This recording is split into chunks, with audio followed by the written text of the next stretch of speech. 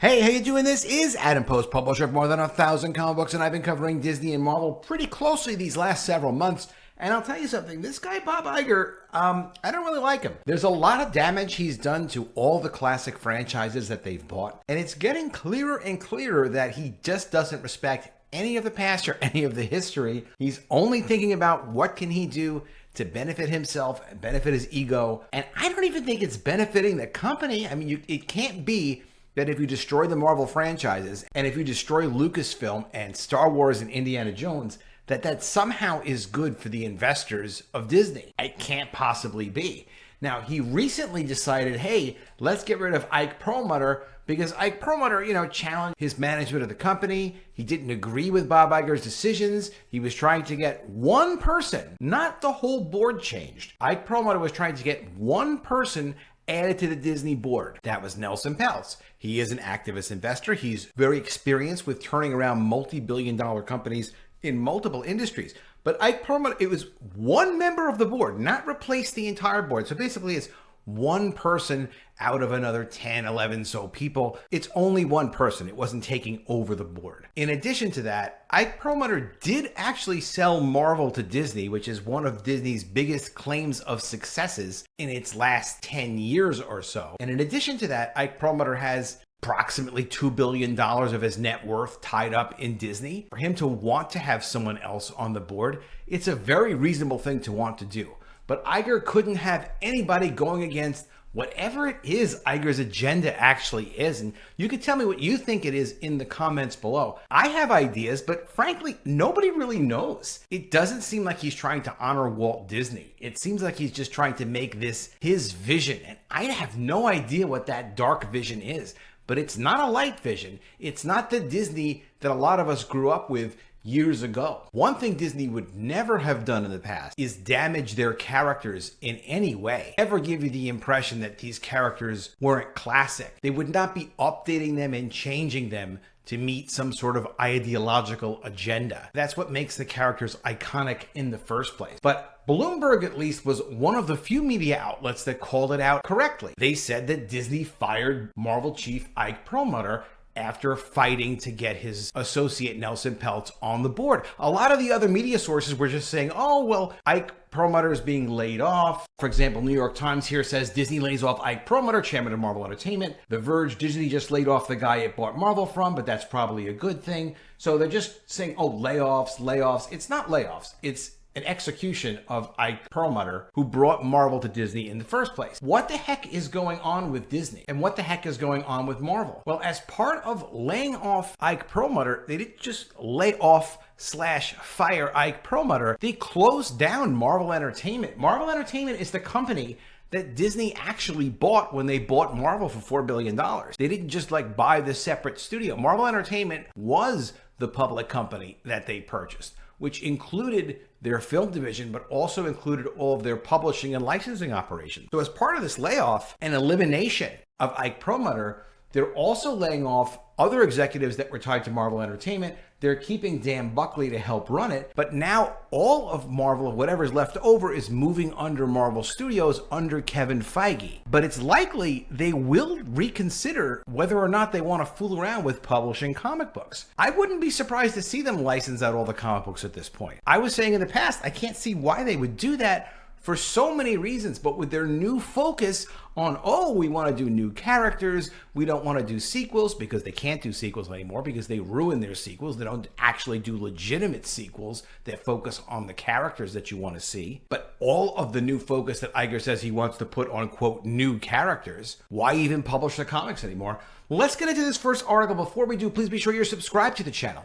Click the bell for notifications. Give me a thumbs up. I really appreciate you guys. So from ICV2, Perlmutter out, Feige now Buckley's boss, publishing now in Marvel Studios. So the whole publishing unit that actually makes the comics that they've been making for 80 years is now part of a division of the studios, which is completely messed up as it is. All kinds of problems with Marvel's comics division, no question about that. We can go on forever about that. The Walt Disney Company has laid off Marvel Entertainment's chairman Ike Perlmutter and incorporated the comics division and the rest of Marvel Entertainment into other units of the company. Perlmutter was the CEO of Marvel when it was acquired by Disney in 2009. Marvel Entertainment President Dan Buckley will remain and report to Marvel Studios President Kevin Feige, presumably with Buckley's core division, Marvel's publishing operations, still in his portfolio. Marvel Entertainment co-president Rob Steffens and chief counsel John Turritson were also let go. So this chief counsel role of John Turritson, that's the head attorney for the business operation. So the business operation is just being dissolved. They're getting rid of Marvel Entertainment. They will still continue the comics for the moment, for the immediate short term, but I don't necessarily see them continuing to publish the comics in the future. It's really a major change. The layoff is the final step in a process of sidelining Perlmutter that began in 2015 when Marvel Studios, with Kevin Feige in charge,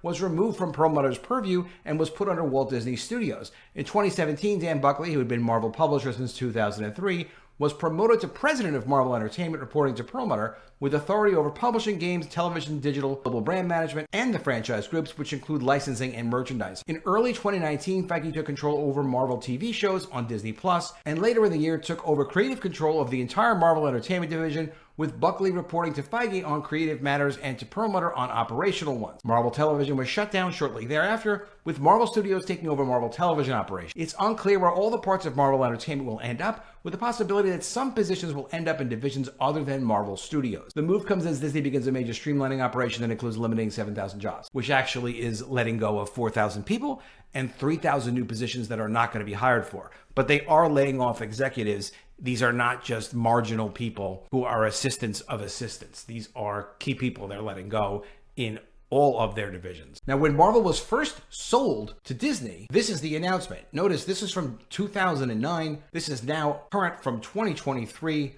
The logo of Marvel is dimmed and smaller compared to what it was in 2009. It's like a metaphor, and you can see them just eliminating and destroying the history of Marvel and their characters. Disney and Marvel announced this morning, again from 2009, Walt Disney Company will acquire Marvel Entertainment in a stock and cash deal valued at $4 billion. The agreement calls for Disney to pay Marvel shareholders $30 per share in cash, plus Disney shares worth roughly another $20 per share. Marvel CEO Ike Perlmutter would continue to oversee the Marvel properties for Disney. Well, that was then, right? Disney CEO Bob Iger said of the transaction, quote, Ike Perlmutter and his team have done an impressive job of nurturing these properties and have created significant value. We're pleased to bring this talent and these great assets to Disney. We believe that adding Marvel to Disney's portfolio of brands provides significant opportunities for long-term growth and value creation, which really turned into value destruction. Perlmutter said, Disney is the perfect home for Marvel's fantastic library of characters, given its proven ability to expand content creation and licensing businesses. This is an unparalleled opportunity for Marvel to build upon its vibrant brand and character properties by accessing Disney's tremendous global organization and infrastructure around the world. This was a correct statement at the time. Disney at the time had an incredible licensing department. They were great with their brand. Having a Disney license for any product or any merchandise meant that you were going to print money as a licensee. Disney's licensing department was known for having an extra high rate that licensors would have to pay to get the rights to make merchandise based on their projects. And immediately when Marvel was brought into Disney's licensing department, they'd be able to get additional revenue, and they did, that they otherwise couldn't have gotten, in addition to having all these relationships for all the Disney brands already established internationally. It was a good deal. But Perlmutter never understood that Bob Iger was such a terrible manager, he'd wind up destroying the value of all of the Marvel properties. Which, even though Ike Perlmutter is a billionaire, he's lost at least $1 billion on Bob Iger's terrible management of the Marvel brands and of the Lucasfilm brands and of everything else. He would have been much better off not ever selling the company to Disney and trusting this person, Bob Iger. Disney CFO Tom Staggs, who's no longer there, told analysts that Marvel's third-party deals with studios such as Sony and Fox will stay in place, according to MarketWatch. He also said that the deal will help Disney produce films that have better DVD potential in a generally down environment for DVD sales. The industry has changed, but that's no excuse to go ahead and destroy your franchises. And this is the kind of abomination. Thanks to Cosmic Book News and a great comment from Ethan Van Sciver, Cyborg Spider-Woman has been revealed for Spider-Man Across the Spider-Verse. So Hasbro has debuted a brand new character from the Marvel Legends line that looks to be featured in the movie. This is the character. So this is a cyborg version of Spider-Man, but it's not Spider-Man, it's Spider-Woman. And as Ethan said, this is a she? This is Spider-Woman? What the heck? What is this? And what is this? The design, God help me. So that's Ethan. Look at this. This is supposed to be Spider-Woman. The design is horrendous. It's ugly. This is what they did to Marvel's key character, Spider-Man. With great power comes great responsibility, influencing millions upon millions, tens of millions, if not hundreds of millions of people over the decades to live a decent life. And this is what they've done with it. This is the abomination they've created. And it's not even a Spider-Man. That's supposed to be a Spider-Woman. How is that the body of a woman? I don't know what this is supposed to be. Just ugly and ridiculous. But let me know what you think of this in the comments below. Also, let me know what you think. Do you think that Marvel is going to continue to publish comics? Because why would they get rid of Marvel Entertainment if they plan on publishing comics? It doesn't seem like they really want to focus on the business. And if they can't get the films right, can they get the comics right? Do they even care? It's really a tragedy to see they would take over a legendary property like this, get rid of the guy that brought the property to the company, and then eliminate the entire division that made it a great property in the first place. But unless they get rid of Bob Iger, I don't know what's going to be left of this company when it's all said and done. Let me know what you think of all this in the comments below. Is this a good-looking Spider-Woman to you, this cyborg Spider-Woman? And I don't know what they're trying to accomplish with this, but what do you think this is? Is this good? Is this something you would want to buy? This is a toy? Do you like this? Let me know what you think. Also, let me know what you think. Do you think they're going to stop publishing comics over at Marvel? Why are they eliminating Marvel Entertainment if they're going to continue publishing comics? Did they do the right thing to get rid of Ike Perlmutter? Is it really such a bad thing that he didn't agree with how Bob Iger cost him about $1 billion worth of his personal net worth after he trusted Iger with the Marvel brand, and Iger ignored his suggestions when he was in charge of the Marvel Films division, then went ahead and wound up ruining Marvel's franchises and now has cost him all of this money? Okay, definitely let me know what you think in the comments below. I really love to see your comments. I really appreciate you guys. Please be sure you're subscribed to the channel. Click the bell for notifications, give me a thumbs up, and I'll see you again soon with another video. And if I don't see you, I will miss you.